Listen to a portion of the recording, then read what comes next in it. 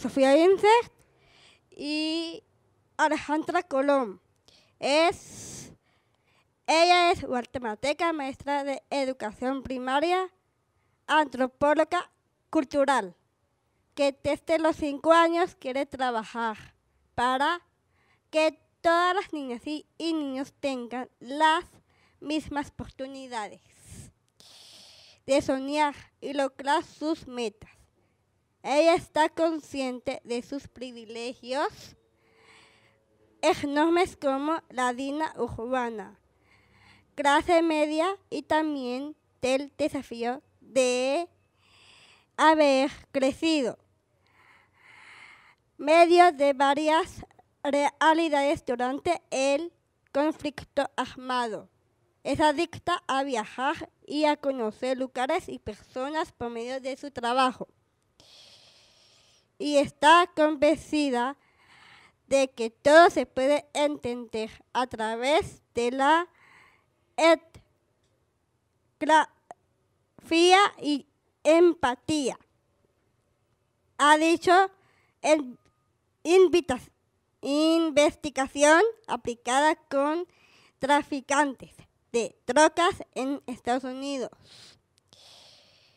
conservacionistas de la naturaleza en África Central, étiles empresariales en Guatemala y organizaciones que trabajan con niñas en África Occidental y Centroamérica. Le encantan los desafíos culturales y así, démosle un fuerte aplauso de bienvenida a Alejandra Colón.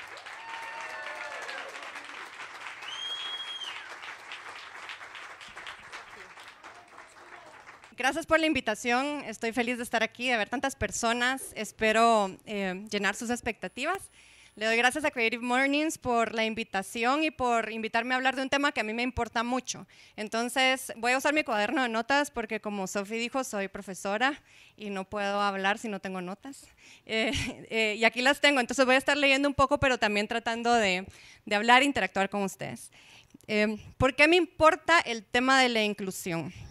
¿Y por qué voy a decir la palabra inclusión otra vez hasta como dentro de 10 minutos? Quiero hablar primero de la normalidad. Y cada vez que yo diga normalidad o normal, quiero que le pongamos comillas a ese normal. La homogeneidad, esa característica de todo parecerse, es algo que es lo cómodo, digamos, alrededor del mundo. Todas las sociedades y todas las culturas tienen normalidad. La pregunta es si esa sensación de normalidad es igual en todas partes. Yo soy antropóloga y parte de mi trabajo es demostrar que no hay una normalidad, sino hay muchas normalidades. Cada sociedad tiene su definición de normalidad. Entonces no es igual en todas partes y lo normal tampoco es estático. Lo que es normal en el año 2019 no era lo mismo que era hace 100 años y hace 200 y hace 300. Entonces quiero que mantengamos en nuestras mentes que lo normal es algo que cambia, que muta, y que hay muchos normales en muchos lugares. Y eso es algo que tenemos que tener en mente para luego hablar de la inclusión. Entonces, cada sociedad tiene sus parámetros de lo normal y yo les voy a estar dando algunos ejemplos de normalidades interesantes. Son parte de la cultura y no puedo hablar de ningún tema si no hablo de cultura porque otra vez soy antropóloga y para mí desde la cultura se entiende y se interpreta todo lo que no es biológico con lo que nacemos, ¿verdad? La cultura es la forma en cómo nosotros entendemos el mundo, es una, nuestras ideas, la forma como actuamos está determinada por la cultura, por ejemplo, cómo llegaron acá.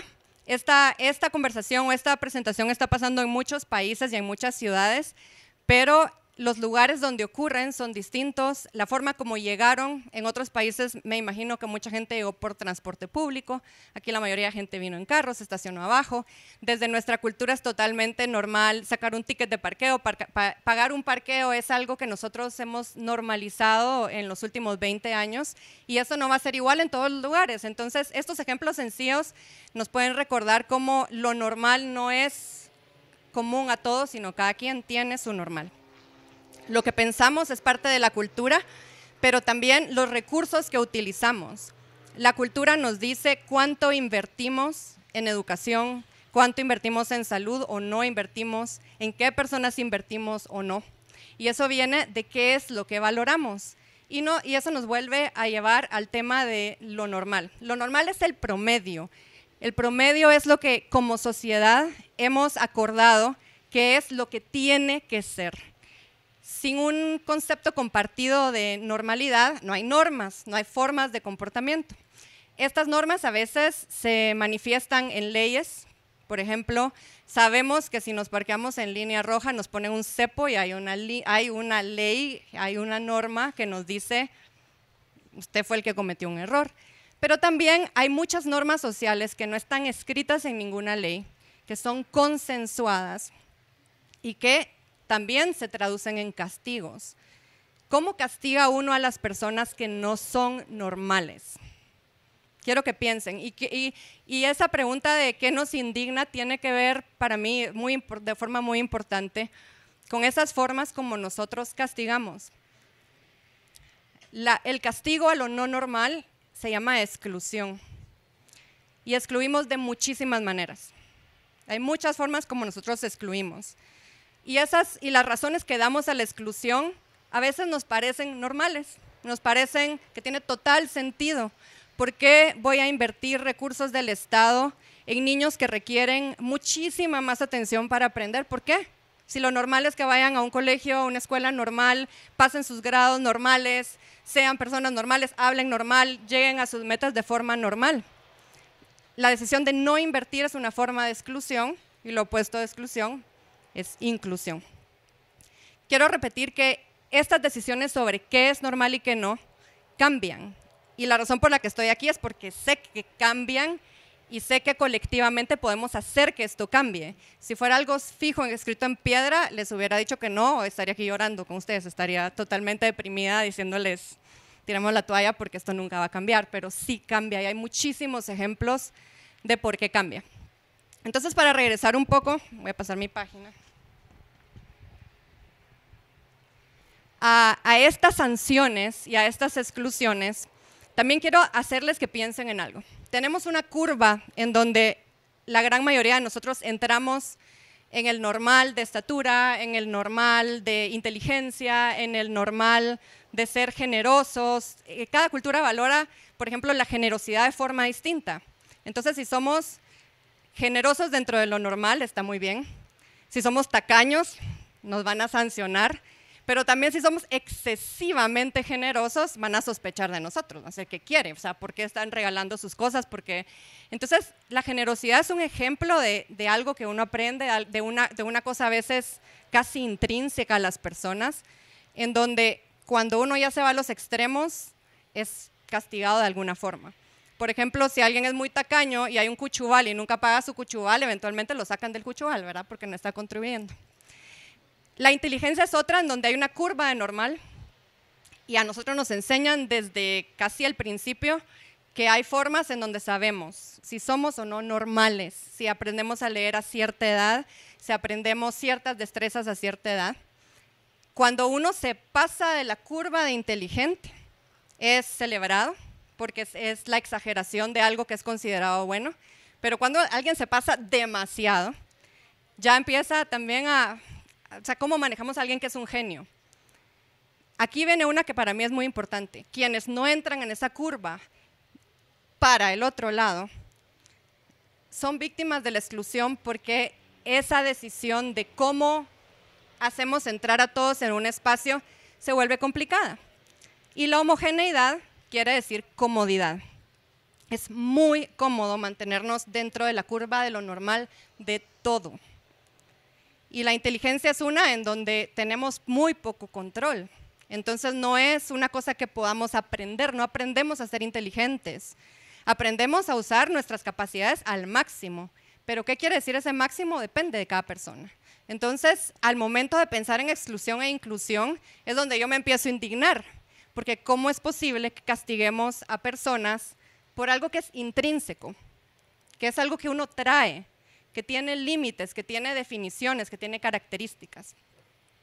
Voy a retroceder un poco para contarles de dónde vengo y por qué y cómo llegué a esto del tema de la exclusión y de la inclusión, de la injusticia y todo lo demás, porque como dijo Sofi, desde los 5 años estoy muy enojada por algunas cosas. Hablando de normal, yo vengo mi contexto es de lo más normal, si lo quieren ver así a primera vista. Crecí a media cuadra de aquí, con mi papá y mamá, casados, no había dramas, digamos, de ese tipo en mi familia. Éramos 2 hermanos por un montón de tiempo, entrábamos en el promedio de muchas cosas. Fui al mismo colegio, estudié en el Montemaría desde que tenía 4 años. Tenía una homogeneidad en mi vida y alrededor mía que era bastante fácil y navegable. Tenía algunas diferencias, pero también me daba cuenta que, por ejemplo, como era buena estudiante, eso compensaba que era muy desordenada y que era malísima en manualidades. No sabía coser, no sabía recortar, todo, o sea, no sabía usar goma. Pero como me iba bien en las clases que son valoradas como importantes, yo era buena en matemática, era buena en lectura y sabía leer muy bien, eso me lo perdonaban. Y yo sí miraba que había niñas que eran igual de desastrosas, que las castigaban más, pero las castigaban porque también les iba mal en otras cosas. Entonces, digamos, la reflexión sobre estas diferencias, obviamente yo las he hecho explícitas a lo largo del tiempo, pero yo recuerdo tener 5 años y preguntarme por qué hay niñas a las que las regañan más que a mí y por qué ser zurda, que era una de mis diferencias, era tan complicado. Y lo hemos hablado con otros, no sé cuántos zurdas hay acá en la sala. Okay. El promedio en el mundo a lo largo de la historia es de 10% a 11% de la población mundial es zurda. Eso nos califica como minorías. El mundo no está hecho para zurdos. En realidad, digamos, muchas de las cosas que nosotros podemos hacer ahora, antes no se podían hacer. Durante la Edad Media quemaban a los zurdos porque era señal de que usaban la mano del diablo. Entonces, éramos brujas, nos quemaban. Por mucho tiempo castigaban físicamente a los zurdos. Y ser zurdo, la lateralidad es algo que me encanta hablar porque uno nace con su lateralidad. Científicamente hay discrepancias sobre qué nos hace ser zurdos, qué nos hace ser diestros, pero lo cierto es que quienes somos zurdos sabemos que somos zurdos y somos zurdos, ¿verdad? No es una opción la lateralidad. ¿Los derechos se han preguntado alguna vez por qué son derechos? Porque ustedes son los normales. Ajá. Ustedes no se preguntan derechos porque ustedes son los que dominan, ustedes están en la curva, son la mayoría. Yo me pregunto sobre mi ser zurda desde que empecé a tomar conciencia de lo que hago. Ahí que veo las cabezas de los zurdos que dicen sí. ¿Por qué las tijeras funcionan así? ¿Por qué la clase de costura no me funciona? Nadie me puede explicar cómo enhebrar una aguja para hacer mi manualidad. Muchas cosas. ¿Por qué a la hora de los deportes había, no sé, 100 guantes para diestros y había uno para zurdo que tenía como 35 años más y que estaba deshilachado porque alguien no pensaba en nosotros? Entonces la lateralidad es algo que es lindo de hablar porque históricamente podemos ver cómo han ido de quemarnos en la hoguera a apreciar, por ejemplo en los deportes a los zurdos se les aprecia porque un boxeador zurdo va a tener mucho más éxito sobre un boxeador diestro. Entonces la lateralidad es una que es interesante, pero aún así nosotros seguimos sufriendo. Los zurdos nos morimos en promedio 9 años antes que los diestros. ¿Por qué nos morimos antes? Nos morimos antes porque las herramientas, los carros, todo está hecho para diestros, entonces hay más chance de que nos equivoquemos. Y esa es una de las razones que están detrás de eso. Pero eso de morirse antes o después no es solo cuestión de los zurdos. Yo no sé si ustedes saben que las personas con síndrome de Down han aumentado su expectativa de vida en los últimos 25 a 30 años, de morirse a los 25 años en promedio, a lograr llegar a los 60 años. El síndrome no ha cambiado. Lo que ha cambiado es la forma como la sociedad se relaciona e interactúa con estas personas. La forma como nosotros interactuamos con las personas Down ha cambiado dramáticamente en los últimos 25, 30 años y han pasado de institucionalizarlos, de dejarlos morir, porque es algo que pasa en algunas sociedades, dejarlos morir al nacer, igual que a otras condiciones, no solo pasa con Down, pasa con otras condiciones. La forma como interactuamos con eso no tiene nada que ver con la biología, tiene que ver con la sociedad. Y tiene que ver, de nuevo, con la decisión de excluir o de incluir. Y por eso a mí me importa este tema. les quiero contar una anécdota. Tengo una sobrina Down que va a cumplir 6 años y perdón la palabra, pues una cabrona. Es. Entonces estábamos haciendo el otro día un concurso de muecas y ella siempre me gana porque después de algunas muecas lo que hace es tocarse la nariz con la lengua y se me queda viendo. No lo puedo hacer. Y lo siguiente que hizo fue tocarse la oreja con el pie, que tampoco puedo hacer. Pero la forma como ella me miraba era, bueno, dale, ¿verdad? Y después empecé a reír de mí porque sabía que era imposible. Sabía que era imposible. Con sus hermanas hemos hablado de lo que las indigna a ellas. Y mis sobrinas, las hermanas de Emi, tienen ahora 18 años. Y ellas lo ponen de una manera. Me dice, ¿por qué solo se aprecia un tipo de inteligencia? ¿Por qué solo se aprecia un tipo de normal? Cuando ella, mi hermana, tiene habilidades que nosotros no tenemos y capacidades que nosotros no tenemos y que nos cuesta desarrollar. Entonces esto lo hacemos en un juego que hacemos de vez en cuando que se llama Es Injusto. Y el juego se trata de nombrar injusticias hasta que se acaban las injusticias. Y unas de las injusticias que ellas mencionan siempre tienen que ver con su hermana y el hecho de que su hermana no encaja dentro de lo que la sociedad ofrece como normal. Entonces pienso yo, si mis sobrinas son capaces de darse cuenta a su edad de que hay algo que no está bien cuando lo normal no le compete o no le responde a todo mundo, me da la esperanza de que podemos ampliar mucho más lo que consideramos aceptado y dejamos de usar la palabra tal vez normal a decir somos otra cosa, ¿verdad? Somos una sociedad que tiene normas y que tiene leyes y que esas leyes son inclusivas y son más amplias. Entonces a mí me indigna la inclusión desde hace mucho tiempo, me indigna desde, les voy a decir exactamente cuándo y con eso van a saber mi edad. En el año 1979, yo estaba en kinder y fue el año internacional de la infancia.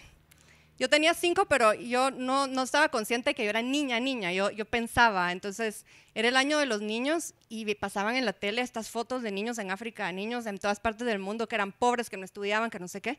Yo decía, eso es muy injusto que yo tengo todas estas cosas y estos niños aparentemente no estudian, no comen bien, no tienen papás.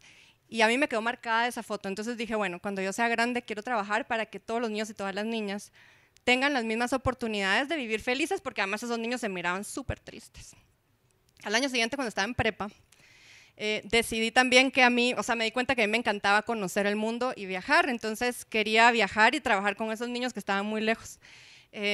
No medía muy bien las distancias, entonces tal vez ir a Chimaltenango era igual de lejos que ir a África en mi cabeza, pero era un lugar muy lejano. Y a los 2 años tuve mi tercera meta de vida y ahí se acabaron mis metas de vida. Mi tercera meta de vida fue que yo quería que me pagaran por hacer esto. Yo quería una profesión que me permitiera trabajar en inclusión. Pero como les conté, yo vivía en una burbuja de normalidad. Crecí aquí nomás, iba a un colegio de niñas, etcétera. Y en mi burbuja, otra vez yo era bien cabrona porque yo me daba cuenta de estas cosas. Pero era todavía una gran burbuja. Y un poco consciente de esa burbuja, dije, bueno, voy a estudiar una carrera que pinche la burbuja. Y esa carrera es antropología. Estudié antropología y desde casi el primer día me di cuenta que yo sí vivía una gran burbuja. Una gran burbuja en donde mis mejores intenciones aún eran atraer a las personas hacia mi normalidad. No era entender la normalidad desde su perspectiva, lo que esas personas valoraban como normal o deseaban tener en sus vidas. Yo quería que ellos valoraran y les gustara lo que yo quería hacer y lo que yo pensaba que era bueno en mi sociedad. Entonces salir al campo, salir a hacer trabajo de campo, viajar, me ha hecho darme cuenta que mi percepción del mundo es una dentro de muchísimas y que mi normal, aún en las mejores condiciones, un normal que es inclusivo, un normal que es amoroso, un normal que es compasivo, en algunos lugares no sirve de nada. Hay muchas formas a cómo uno llega a esto. En mi caso tuvo que ver que yo fui educada en la versión del catolicismo que habla de la compasión y del amor. Y para mí la antropología nunca ha peleado con la idea del amor al prójimo, con la idea de los talentos. Para mí la parábola de los talentos es una de las mejores lecciones de vida. Quien más recibe tiene más responsabilidad de dar y nos piden cuentas. Eso no quiere decir que no haya personas que peleen por la inclusión, que sean ateos, judíos, musulmanes, etc. Lo que quiero decir es que dentro de los valores que nosotros tenemos hay suficientes herramientas para poder elegir. Entonces quiero terminar ahora con un resumen de algunas de las cosas que creo que son importantes y a las que quisiera dejar de reflexión para ustedes.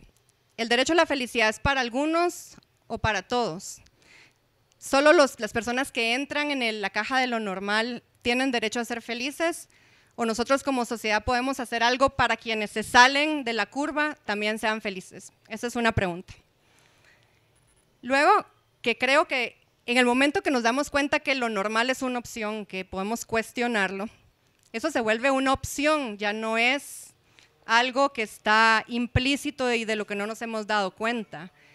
Y hacer explícito lo implícito. Y eso quiere decir hacer explícito a la discriminación, hacer explícito el racismo, hacer explícitas todas las formas de exclusión que existen.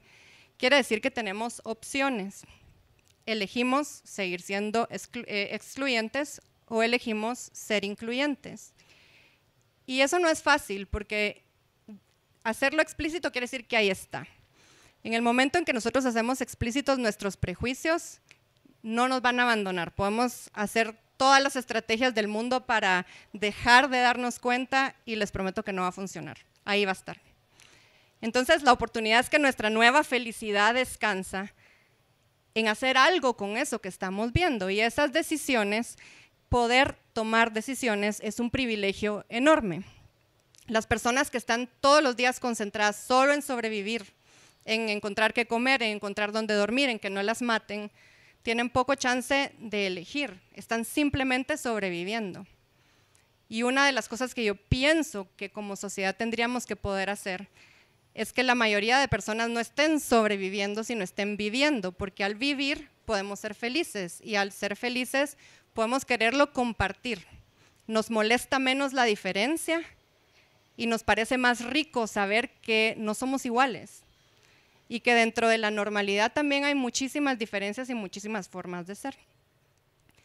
Pero no es fácil, yo creo que eso es algo que a mí me cuesta todos los días, es darme cuenta que nunca voy a lograr erradicar mis prejuicios, que mis prejuicios vienen de donde yo vengo, que cuestionar de dónde yo vengo, o sea, no puedo cambiar de dónde yo vengo, no puedo cambiar dónde nací, dónde crecí, quiénes fueron mis papás, quiénes fueron mis hermanos, etcétera. Eso no lo puedo cambiar, lo que puedo cambiar es qué hago con esa información. Y ese desafío quisiera que a mí me haga humilde todos los días. Si somos capaces de ser explícito lo implícito, también le podemos poner palabras a la indignación. Y al poner palabras a la indignación, hacemos visibles a los invisibles. Si a mi sobrina de 6 años con síndrome de Down la invisibilizan en los servicios, tengo todo el derecho a indignarme y a ponerle palabras a esa indignación. Y esas palabras se transforman en cambiar la forma como actuamos. Y la gente que está aquí que me conoce sabe que yo no me quedo callada nunca. Mi gran problema es que digo las cosas y las digo a veces de una forma que es bastante brutal y sin adornos, porque siento una urgencia de decirlo, decir esto es lo que está pasando, así es, así es. Entonces, ponerle palabras a la indignación creo que es algo que podemos hacer como colectivo. Y por supuesto cada quien aquí es individuo, pero para funcionar como sociedad vamos a tener que seguir acordando ciertas normas. La pregunta no es si podemos vivir sin normas porque no se puede. Y otra vez como antropóloga les digo, ninguna sociedad vive sin normas y sin leyes. La pregunta es cómo transformamos esas leyes, esas normas para que sean lo más inclusivo posible, porque la inclusividad representa felicidad para la mayor cantidad de personas. Y luego que esa es una gran responsabilidad y que no lo podemos hacer solos y solas. La sociedad existe también para enfrentar esos desafíos y para podernos consolar cuando fracasamos y celebrarnos cuando tenemos éxito. Entonces, está muy bien celebrar cada cosa que logramos de cambiar para bien en nuestra cultura, porque quiere decir que más personas van a poder ser más felices. Y con eso los dejo para que hablemos o hagamos preguntas.